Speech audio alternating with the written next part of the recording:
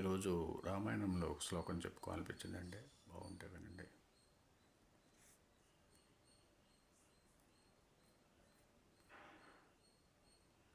వాల్మీకి మహర్షి నారదుడిని ఏమని అడిగాడంటే,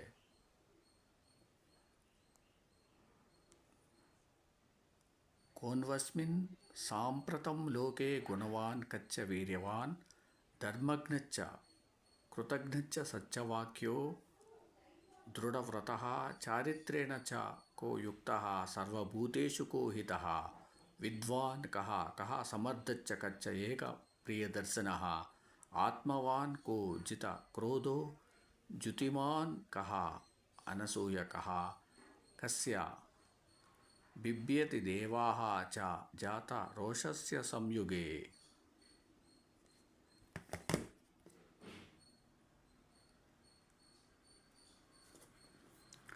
శ్లోకానికి తాత్పర్యం: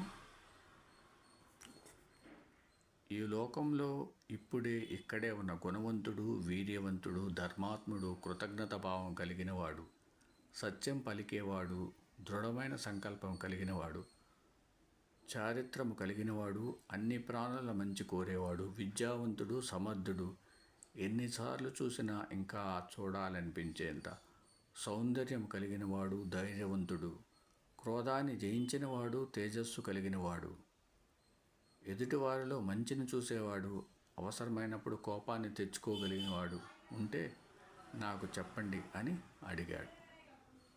ఓం సమ సద్గురు సాయినాథ్ మహారాజ్కి జయ. ఓం సమ సద్గురు భరద్వాజ్ మహారాజ్కి జయ. జై శ్రీరామ్.